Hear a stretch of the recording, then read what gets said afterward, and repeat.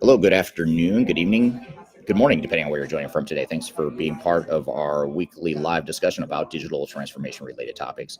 My name is Eric Kimberling. I'm the CEO of Third Stage Consulting, and I'm going to introduce our guest here in just a moment. But today's topic that I want to unpack for a brief moment at a high level is the EU versus SAP and antitrust allegations that the European Union has filed against SAP, or at least they're investigating potential um, allegations of antitrust behavior as it relates to third-party support and maintenance. So that's what we're going to talk about here today.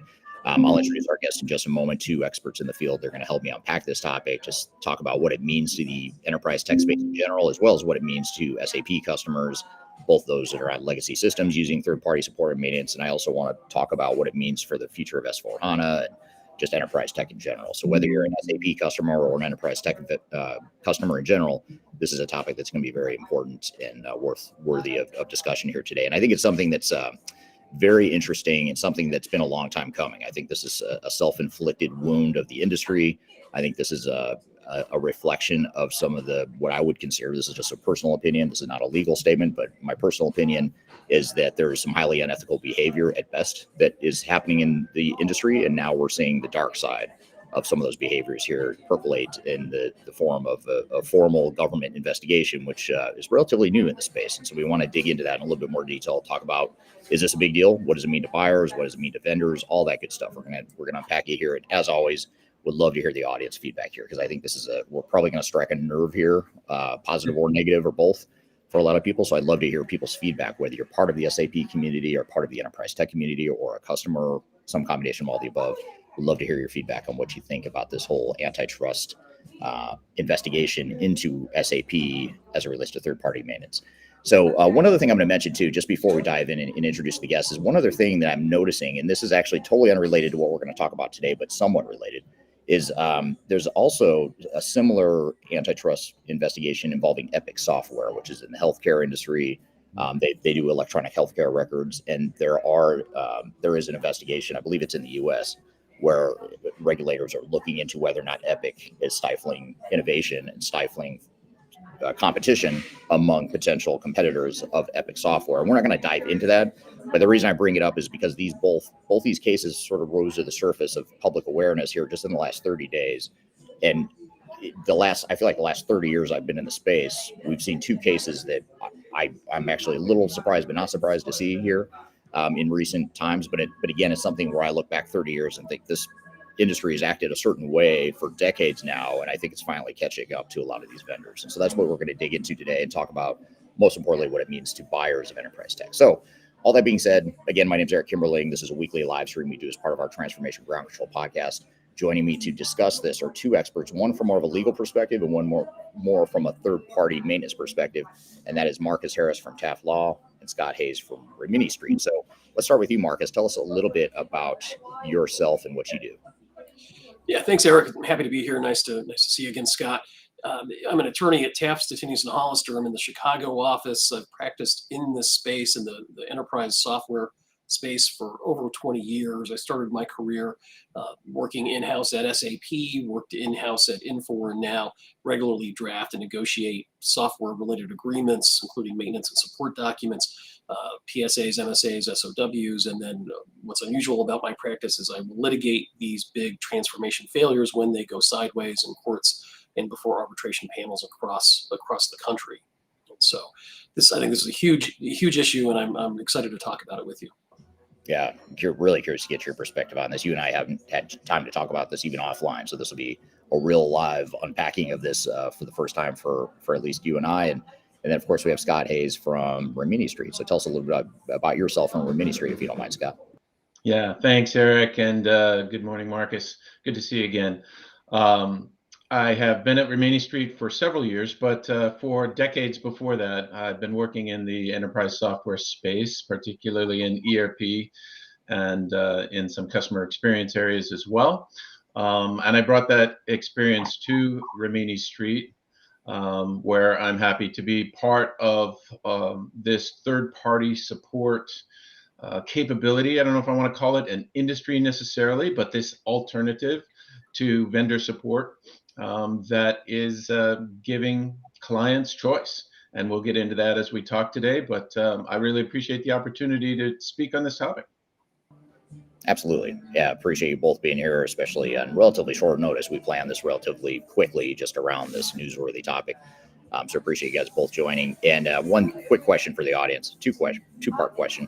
One is I'd love to see where you're joining from today. So if you don't mind dropping in the chat what city and country you're joining from today, love to get some context of where you are in the world. And of course, different parts of the world are going to have different regulations at some point around all this third-party stuff. As well as other nuances in these local markets. So we'd love to see where you're joining from today. And secondly, let us know what you think of third-party maintenance. Do you know are you aware of it? Are you using it? We'd love to get any feedback you have around third-party maintenance.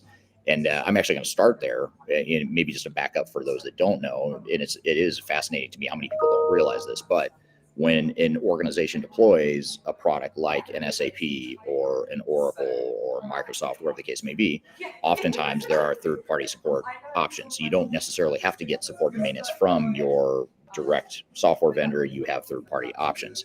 Now, whether or not the software vendors want you to go use a third-party support option is a different story. It's a different conversation. I would argue that most of the time they would prefer you don't, and in many cases they'll make you think that you can't, and that's really the heart of this whole case here. And I'll ask Marcus to unpack the case here in just a moment. The reason I bring this all up, though, is because I do liken this much to like buying a car. If you buy a new car, you can take your car to the dealership to get your oil changed and do whatever service you need, but you also have hundreds or thousands of other choices of mechanics and service providers that will change your oil or fix your car or whatever you need. You don't have to go to the dealership. And so in my mind, that's kind of how I view this whole third-party maintenance and support thing. You don't have to use third-party support, but you also don't have to use the vendor support either. And the question is, should you have the right to? Should the vendors have more control or less control over it? That's all the stuff we're going to get into here today. So I'd love to hear any knee-jerk reactions the audience has to this whole thread here as we get going. But as we're digging into this, Marcus, can you tell us just a little bit, like help us understand what is this case? Like from a legal perspective, what are the allegations and what's at stake here, and why is the EU sticking their nose in this? I guess would be the place to start. Yeah, well, to premise this, I mean, this is EU specific, right? And certainly I'm a U.S. attorney, but from a kind of general background perspective and looking at the allegations and summaries of these allegations, and given my industry know-how and how SAP operates from a contractual perspective, this is a major investigation by the European Union into what it sees as claims of anti-competitive behavior. And so they're looking at this from an antitrust perspective, focusing on SAP's practices around maintenance and support for on-prem software systems. And so the question at issue is really has SAP exploited its market dominance to restrict competition and impose unfair conditions on its customers regarding their ability to get support and maintenance for those legacy on-prem business systems from third-party providers. And so, I mean, what's significant about this is it's really the first formal antitrust investigation of SAP that ever. There have been questions since at least 2022 when regulators were asking SAP customers about their ability to switch support providers for the SAP software. But this is the first time it's really bubbled up and become a major issue. And I think if you look at the history of SAP and its contractual practices in restricting customer choice, to me, and I think you brought it up a second ago, I mean, it's really surprising that it's taken this long for this to come to fruition for them. Yeah, that's a great point. And I guess I'm curious, and this would be pure speculation on your part, and which is always the last thing an attorney wants to be asked is something to speculate on. And by the way, I will say that everything we're talking about here today is not legal advice. We're not here to give legal opinions necessarily. We're just here to talk about from an industry perspective what's going on here and what does it mean to buyers. But why do you think, or if you had to speculate, why do you think the EU would have picked third-party support as an area to hone in on? Because like you said, and like I agree with it, there's decades of weird, sketchy stuff that has happened in this industry. It's not anything necessarily new. So why now? Like, if you had to speculate what that is, what are your thoughts there? I think it's a confluence of a few things. One is that these practices, like you said, are sketchy, right? And while they have been going on for years, they're now coinciding with this incredible push by SAP to force its customer base to adopt their cloud solutions. And so there's now this restrictive scheme that's being placed on them that, okay, if you're not going to move to the cloud, you can still be on your software system, but it's not going to be supported anymore. And if you look at your contractual restrictions, the intellectual property provisions in that agreement, you actually are prevented. These are the allegations, that you are actually prevented from utilizing any third-party support without violating your contract or violating SAP's intellectual property rights in its software.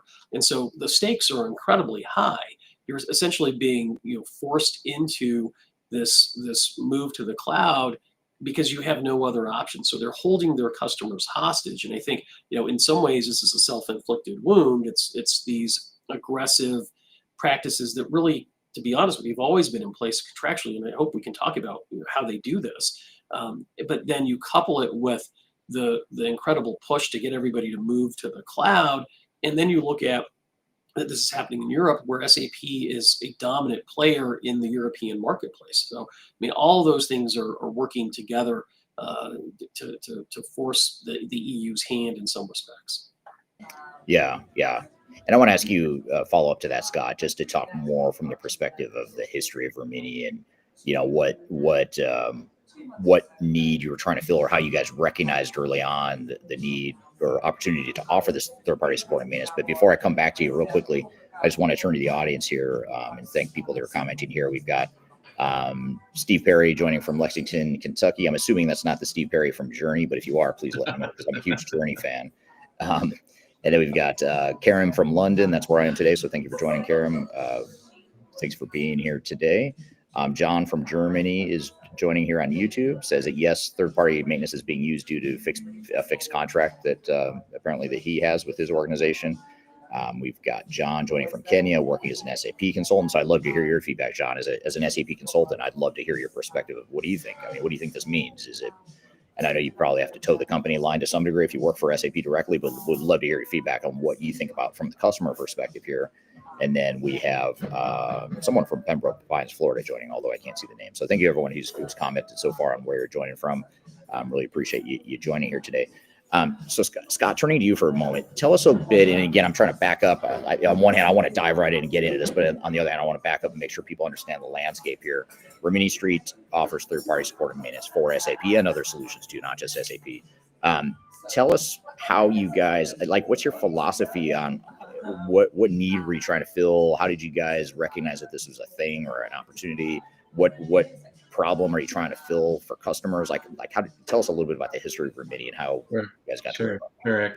So Rimini Street was founded in 2005. So we turned 20 years old this fall.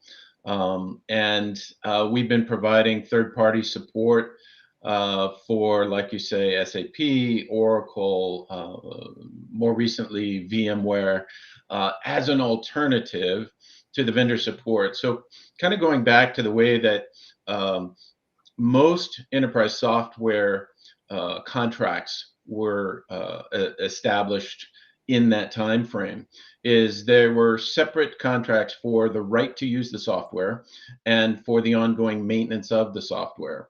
And the right to use the software was a perpetual license. So you paid for it once, like you bought your car. You weren't leasing it. You bought it outright. You had the title to it. You bought the right to use your license into perpetuity. And then every year you had the opportunity to subscribe to annual support and maintenance from the vendor. And typically, it was priced at somewhere around 20, 22, 23% of what the perpetual license cost was. So it wasn't an insignificant expense. And it's really necessary for an enterprise of any size to have that maintenance and support for a couple of reasons, for several reasons. One, this is, it's really the core digital heartbeat of your company. It's where you're operating to get things done in the company and recording those transactions and reporting on those transactions. And it's the way that we keep records for our businesses. And as part of that, it was important for clients to remain number one, secure. They had to know that their data and their systems were secure, so that, today, tomorrow, et cetera, they were going to be working and there wasn't going to be any kind of breach.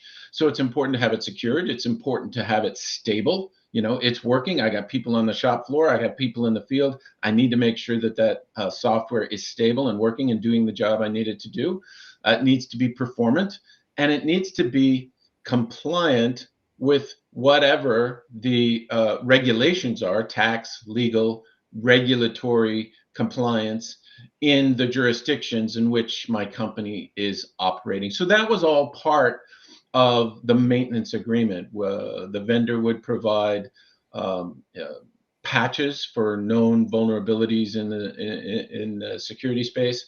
They would provide tax, legal, and regulatory updates as needed, particularly in the areas of finance and human capital management, human resources. Payroll is where those tax, legal, and regulatory issues came up. E-invoicing in many, many countries is a regulatory requirement.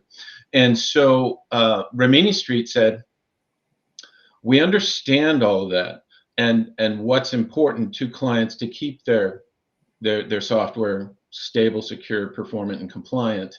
But the software vendors were charging a lot of money for that. And our founder felt that the delivery of that service experience when something goes wrong was subpar, and that there was an opportunity to provide a higher level of service and a broader level of service with a more responsive model. So Rimini Street started with offering that same annual software support at up to 50% off what the vendor was charging. But what came with that was a more responsive kind of a support experience, direct access to engineers who could help resolve issues, as well as security solutions that would help proactively mitigate risk, interoperability solutions that could help the software continue to operate in environments for many years, and tax, legal, and regulatory updates to make sure to help our clients remain compliant. And it was really that cost and the service experience that were driving it, but there was one more thing, and that was freedom in a roadmap perspective. So you've mentioned already, and Marcus has mentioned, that SAP imposes deadlines on support. And that was happening all across the industry. Vendors typically would only want to provide support services for the latest release, or one back or two back, kind of that. It's a rolling support deadline, and SAP is still doing that. And we believe, and I think most of the practitioners believe, that the life and value of enterprise software is a lot longer than the vendors are willing to support. So this need to upgrade just to remain supported was completely artificial from our perspective. And we wanted to give our clients a much longer roadmap on the software that was already working and had no really material reason to change. And so at the very beginning, we said, we'll not only do those things I just mentioned, but we'll also support your existing release for up to 15 years or more. And then you can move forward on your timetable. Yeah, it's really interesting, fascinating, and it's funny because you talk about this and it sounds so innovative on one hand, but on the other hand, you're like, it just makes sense. It's kind of a no-brainer. Like, why would you not have other options to provide that sort of third-party alternative? I want to ask you a follow-up question to that, Marcus, here in a moment, but want to just get to the audience real quickly. Steve Perry confirms that he is not with Journey, unfortunately. But thank you for being here anyway, Steve. I really do appreciate having you here. So he is not here. We have someone joining from Belgium and others joining as well. So thank you for that. I want to ask the audience a quick question before I ask Marcus this next one, but I want to hear from the audience, even though we're early in this conversation. Just give me a yes or no. Do you think customers should have the right to go outside of their core software vendor to get third-party maintenance? Just give me a yes or no. I'm just curious to get a knee-jerk reaction from you so far, knowing that we're going to dive into this more. You may or may not change your opinion after this, but we'd love to get your feedback. So let us know what you think in the comments wherever you're watching today. But Marcus, I want to get back to something that Scott just said and then something you said and bring it together. I'm playing devil's advocate here. So you made the comment earlier that a lot of times vendors will, and one of the allegations here from the EU is that SAP is putting in contracts or language in their contracts that state you cannot go get third-party maintenance and support. You can't use a third party. In some cases, they have language like that, I think is what you said. There's also another piece of this too, which is around, just lost my train of thought. It was around the back penalties. So if for some reason someone said, I'm going to cancel my SAP maintenance through SAP for 2 years, let's say, and I decide I'm going to go to Rimini Street. And then for some reason I decide, you know what, I'm going to stop at Rimini Street and go back to SAP for whatever reason. Because again, I have freedom of choice, right? So I might go back to SAP. What SAP is doing is saying, okay, that's great. You can come back, but you need to pay us for those 2 years. You didn't pay us that you were paying Rimini Street. So that's another piece of the anti-competitive allegation that they're making. But to play devil's advocate, you mentioned it, that in the contract, there's oftentimes language that supports their right to do that. So I guess the question is, even if something is super sketchy and weird and unethical, but you agree to it in a contract, what does that mean to a buyer? Is that something you should just be like, oh, it's no big deal because it's unethical, so it'll get thrown out of court? Or should you say, you know, I'm going to push back on this and I'm going to get that struck from the contract if I can? And what if they won't remove it from the contract? Just help us unpack that a bit, if you don't mind. Yeah. Well, that's a very bad strategy for anybody negotiating a contract, is to agree to something and then say, well, it's not going to be enforceable because it's unethical. That is a recipe for disaster. But let's be clear about what SAP is specifically doing, because I'm not sure I was clear.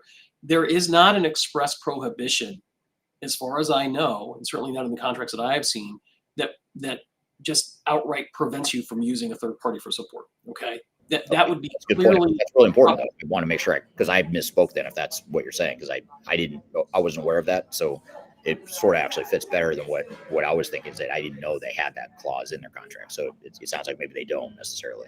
Right, and one of the users here, or viewers, Rama Krishna, asked this question. So, well, we've always used third-party support. I never knew this was prohibited, and it's not necessarily prohibited, and that's where the EU is coming in, and they're saying, okay, well, these practices are anti-competitive. And what are the practices? And one of them is just what you said. It's charging a high reinstatement and back maintenance fees when the customer comes back. And so oftentimes, sure, you can suspend your maintenance or support for a period of time, but when you reinstate it, you've got to pay all the back fees that would have been due for the time that you were in that suspended period. And many times it's at whatever the current rate for, Scott was talking about the percentage, 20, 25, 23, whatever it is, maybe you started at 15 and you've been off for 7 years and now it's at 23, you're going to, be assured they're going to get the most out of you that they possibly can. And so, is that unethical? Is that unconscionable? That's what's really at issue here. The other things that they do is, the other things that SAP does, they'll routinely extend your license term, or not your license term, but your support term. So these things automatically renew unless you say, hey, we don't want to do it. You miss it, and now you've got another 5-year term, or whatever it is, just by way of example. And so, those provisions are what the EU is looking at and what is deemed to be problematic. So do they outright prevent you from going to somebody else? Not necessarily. And they couple that with some restrictive provisions in their confidentiality clauses, in their intellectual property clauses. So, some of the allegations, you look at the Tomorrow Now lawsuit from Oracle, it's that the copyrights were actually infringed by this third-party support provider. And so that's another way they get you, okay? Or you've now accessed confidential proprietary information in violation of the contract. So those provisions are much closer to outright prohibitions because of the way they operate. But these other provisions where you've got to pay back maintenance and the like, and automatic renewals, those are problematic as well, but they're not as prohibitive necessarily, but they're still anti-competitive, arguably. Yeah, there are a couple of things I might tag on here, Eric. We've been supporting SAP clients legally for many, many years. Over 1,000 SAP clients have come to Rimini Street for third-party support without legal issue there. I think these practices aren't so much, a complete stone wall legal blockade of third-party support as much as they are. We're going to make it hurt. We're gonna perhaps elongate the initial contract term in which vendor support is required. We're going to talk about paying back maintenance, which is really an interesting and odd topic because they want you to pay for something you weren't getting, right? They want you to pay for support that wasn't delivered by the vendor during the time that the third-party support provider was providing it. So that's an odd one. And frankly, we have seen some of our clients choose to go back to the vendor without having to pay back maintenance. I think that's part of the negotiation. I think there's often a couple of things at play with the vendor. One of them is we'd love to have you back, or we'd love to have you where we can, continue to charge maintenance fees into the future and sell you more of our products. And so we have sometimes seen a client go back to, say, SAP to get another product, and they're welcome back, and they negotiate just like any other prospect would for SAP at that time, and SAP, would be happy to sell them something new. Yeah, absolutely. I think if vendors were to truly play the long game, they would recognize that, that's the way to do it is to create an enticing reason for people to want to come back. And, I don't think, quite frankly, I don't think SAP would have to force their customers into S4 HANA if it was such a great product and it was such a slam dunk and such a, why are we having this conversation is my question. I mean, this seems like there's something else going on here. And I think if we're being candid here, I think the problem is people don't want to move to S4 HANA. Most SAP customers have not yet moved. And so they're looking at companies like you, Scott, and says, let's go to Rimini Street and extend the life cycle of this big, huge, massive investment we already made. Why are we going to make another one when we can't justify the business value necessarily? Yeah, if it's working, it's doing its job, and it'll continue doing its job on Monday morning and next year. Why can't we stay on it? And by the way, we've customized it a lot, and to move with those customizations might be even more costly. And so, we see clients just wanting to continue operating what they have paid for, what they have a perpetual license for a longer period of time. Great point. And actually that I want to come to you, Marcus, because I don't think you mentioned it in your intro today, but I know you've mentioned it on this podcast in the past. And I know this about you, that you're an IP attorney, intellectual property attorney. And I think about, I look at these companies, and we have a lot of clients that are in this boat where they have spent so much money and time perfecting and fine tuning SAP ECC or whatever legacy system they have. And I know customization is a bad word. No one wants to do it. We all want the clean core, standard off-the-shelf software. That's all a load of garbage. That's not going to happen for most organizations. Right. So set that aside for a moment. You have to, you're going to have to tailor the solution to fit your needs if you're of any sort of complexity or depth or whatever. But the reason I bring this up is I feel like companies are being stiff-armed or they're being forced in some ways into getting rid of this intellectual property they built, which is in some ways their secret sauce. They built ECC in a way that supports their business better. And now they're being asked just to move over to S4 HANA, do a clean core, get rid of the customization. First of all, it's highly risky and unrealistic. Second of all, why would you throw out all that IP and just defer to SAP? Because SAP gods must have the better answer than we do on how to run our business. I don't know what your thoughts on that. No, I've got a lot of thoughts on that. I mean, I think you both are right. I mean, you've got a highly customized, modified, configured system that's worked well for you. You've got a perpetual license to continue using it perpetually. Why are you going to move to the cloud when, in many cases, all the functions and features of that on-prem software are not incorporated yet, or not incorporated in the same way as they are in the cloud system, and you lose, what may very well be your secret sauce or your competitive advantage, because now you're on the same system that all your competitors are using with minimal modifications or customizations, understanding that, everybody wants to customize. And they largely do. But the value proposition is challenging, and that's not making any comment on whether S4 HANA is a good system or not, but just in general, I mean, that's not a great option for most people. And then you couple that with the strong arm tactic, arguably, right, of being prevented through contractual provisions on disclosure of proprietary information, confidential information, the risk of a lawsuit because of somebody modifying the intellectual property or copyright issues. It all becomes untenable in some ways. And what are you supposed to do as a customer? And I think there's a comment here that SAP is going to get maybe a little bit of a black eye from this if they continue these aggressive, what are perceived as aggressive tactics. Yeah, I think the customization argument is really interesting, and without opening a can of worms, some people call it technical debt or legacy. I don't like to use either of those words. If the customization is, like you say, Mark, is part of their differentiation, part of what makes them them, then we want to treat that as just as important as the code that came directly from the vendor. So part of our model from the beginning was to say, hey, when we onboard you, we totally understand the version of SAP you're on, but we want to understand your customizations because we're going to take on the responsibility for supporting those customizations going into the future. We treat that as part of their entire environment and their need to operate their business in the way that they do.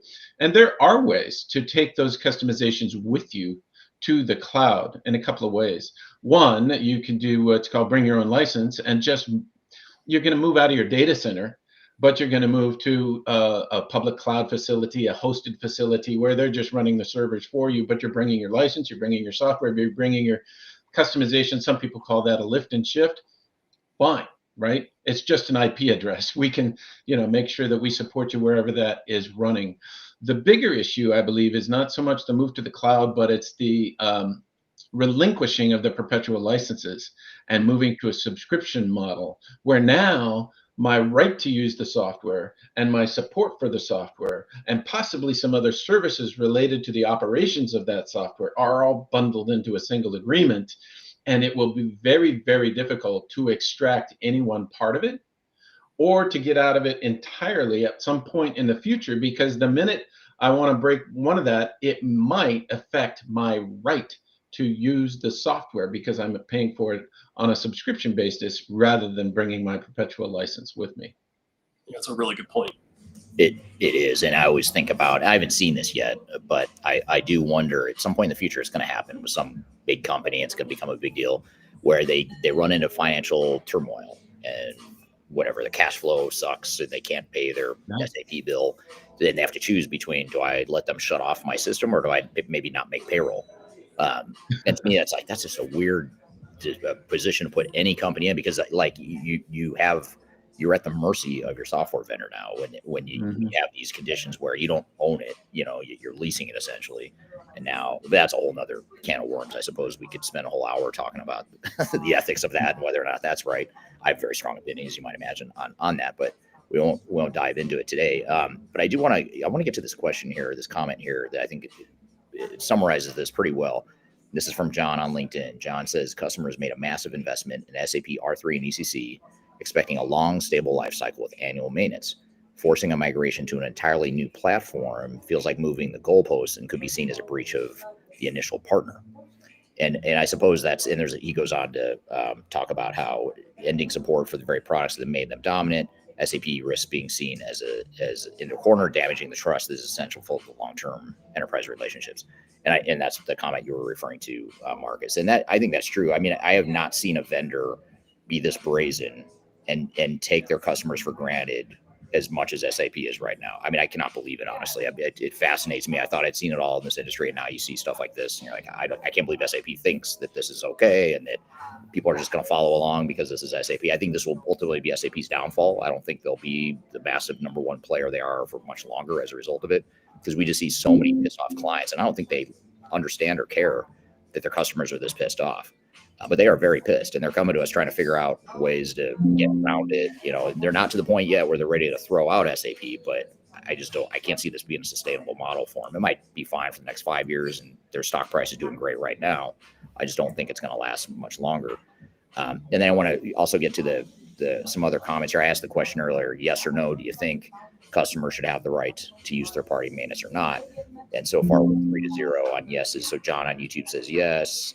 Steve on LinkedIn says yes. And Rama on LinkedIn says yes as well. So 3-0 on yeses so far. But love to hear your thoughts. Anyone who Can I vote? Can I vote?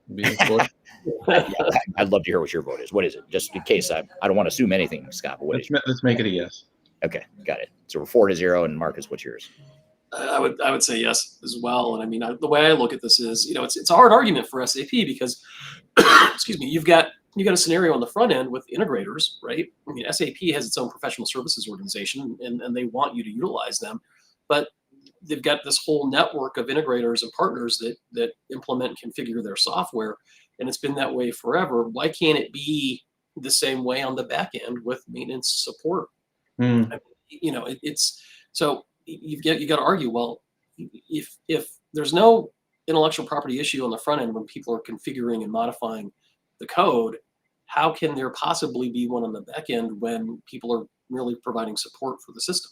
I mean, it's a bad place to be, and I think the implications for the broader industry are pretty impactful, right? I mean, I think you're going to have a lot more customer choice. You're going to be able to have the ability to choose the support provider that you want. You're going to have more innovation, cheaper prices. So I think ultimately it should be a good thing. And the question is, what's going to happen to SAP, right? I mean, if they're found to have violated EU antitrust laws, regulations, what's the penalty going to be? And we've seen huge penalties for Meta, Facebook, Microsoft, come out of the EU. And so, I can't predict the future, but I mean, I think, SAP is a little bit compromised here. Yeah, I'm glad you brought up Microsoft and Facebook, Google as well. Some of these consumer big tech companies have had issues with the EU in the past and have had to settle big time allegations with the EU in the past. And this stuff goes back 10 or 20 years when Google and Microsoft were fighting the EU over anti-competitive behavior. And I think the difference, though, is that they're big tech companies that are consumer facing, whereas SAP has gotten away of flying under the radar, being B2B, and regulators and people in general just don't feel as bad for businesses when they get screwed as they do for individuals. And so I understand why regulators are ahead of it on the consumer facing side. But now we're seeing the EU dip into the B2B side of things. I think we should all be a little worried about that, because I think if any sort of regulator, especially a big regulator like the EU or the US government, were to dive in and really peel back the layers of the onion and look under the hood of what happens in the space, I think we're going to be in a world of, when I say we, I don't mean the three of us. I think the big software vendors, the big system integrators, I think you look at some of their behavior, and now I wonder, how much could you extend what they're saying about this one isolated case with SAP and third-party maintenance? What does that mean, for example, even just SAP's forced migration to S4 HANA? Is that antitrust behavior or monopolistic by saying you have to get off your old system now or else we're going to cut off support and you need to move to S4 HANA? And by the way, we're not going to put any more R&D dollars over here. We're only putting it over here. And by the way, it's going to cost you more longer term. I don't know. I mean, I don't know if you can answer that, Marcus, at the risk of asking you an illegal opinion you may or may not be able to give, but what's your reaction to that? No, I mean, I think if you look at this just as a logical, reasonable person, I mean, these businesses agreed to this, right? This is a contractual framework. And I think there's a lot less sympathy for these businesses when they've stepped up to the plate and said, yeah, this is something that we want to agree to. Here's our money. You've got to be diligent when you look at these contracts. You have to have someone that has experience look at these, and the goal is to have as much flexibility and as much indicia of ownership as you possibly can with respect to these software systems, so you have the flexibility to do what you want in a way that does not impose additional fees and burden on you.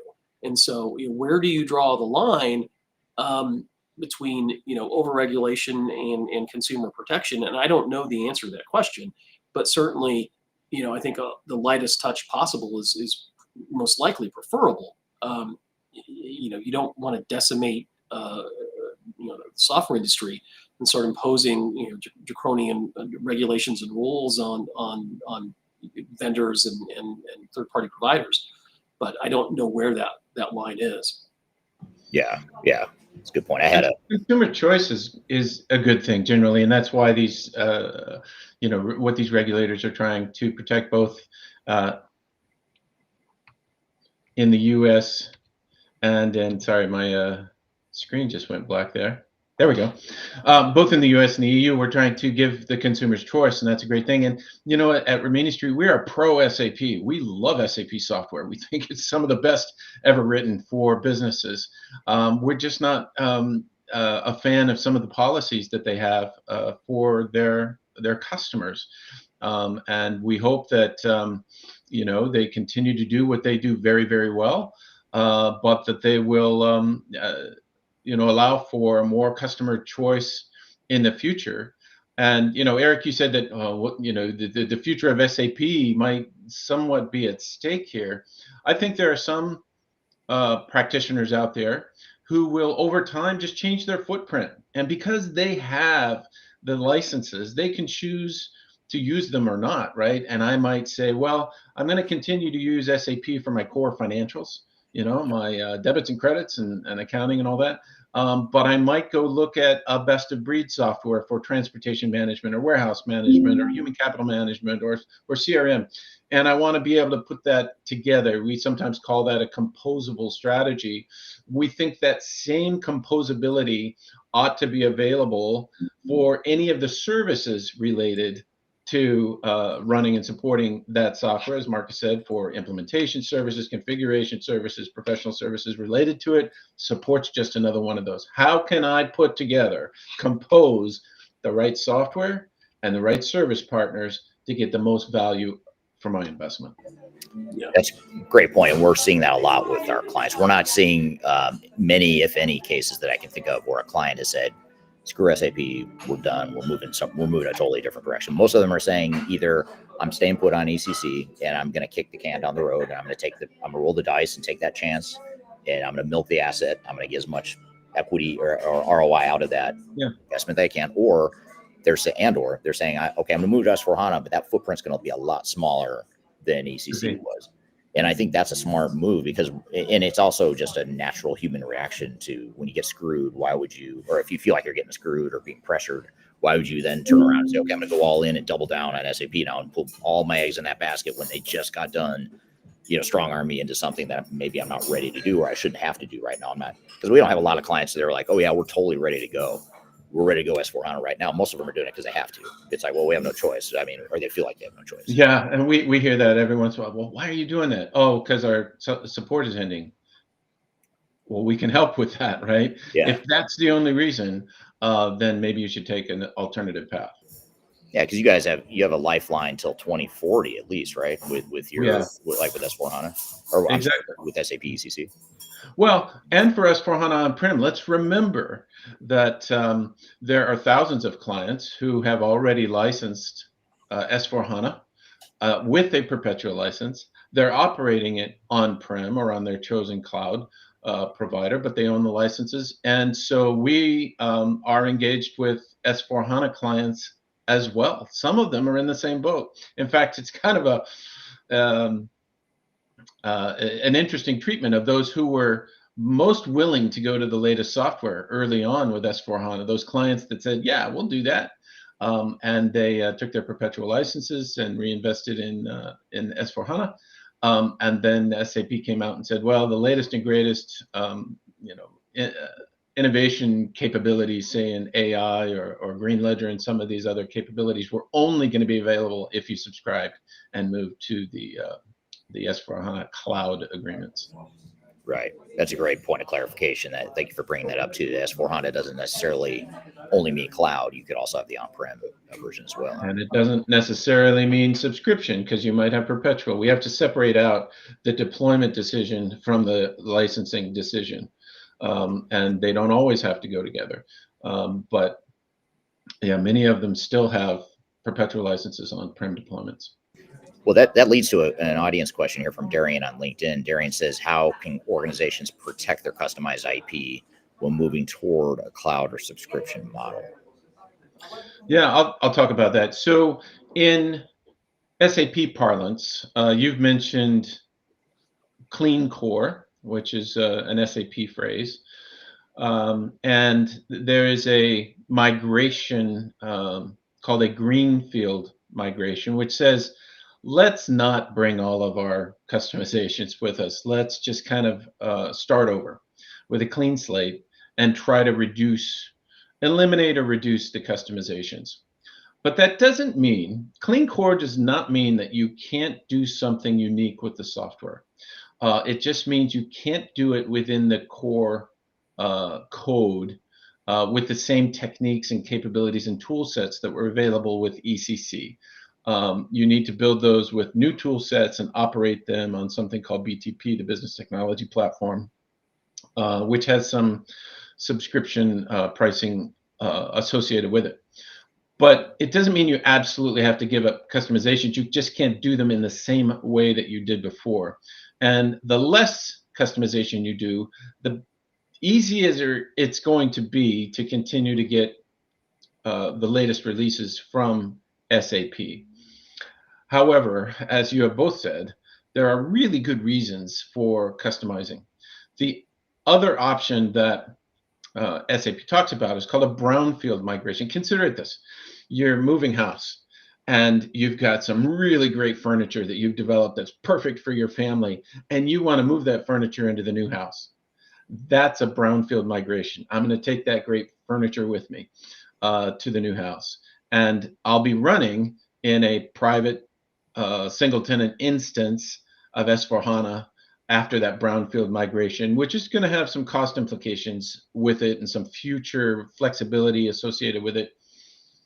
If I do a greenfield, it says I'm not bringing any of my furniture with me. Once I get there, I'll figure out, if I need to go buy new furniture and what type is going to work in this new house. It's kind of a simple look at it, but those are sort of the options between greenfield and brownfield migrations. Customizations aren't necessarily gone. It's just a different way of handling it.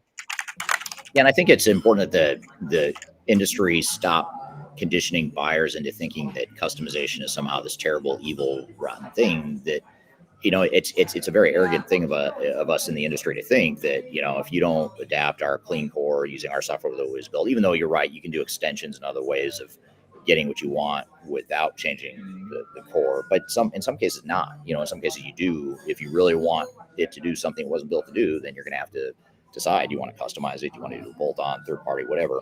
And as a vendor, what vendors oftentimes do is they condition you or try to convince you that that's a bad idea. You're the problem. You don't want to change, and therefore you're the problem. We're not the problem. Our software's awesome. Right. It's best practice, whatever. And so I think that's the big challenge. Last question I have for you, Marcus, and then we'll wrap up. But this is actually a question from Darian on LinkedIn. Darian says, how can buyers best protect themselves from these contractual traps before they sign? So if I'm about to go through an S4 HANA migration, I'm about to sign a contract or whatever, or I just want to revisit my old ECC contract or my legacy vendor contract to see what my options are. How can I make sure I'm contractually above board and give myself the most flexibility possible? Yeah, I mean, you've really got to look at this thing expansively when you're analyzing these contractual provisions and the restrictions that are in there, and you want to focus on flexibility. You look at SAP's track record, and you've got to look at SAP with a jaundiced eye. You look at things like the SAP v. Salonis case, where they're trying to restrict third-party usage of data process mining functionality. You look at the 2017 case of SAP v. Diageo, where that was the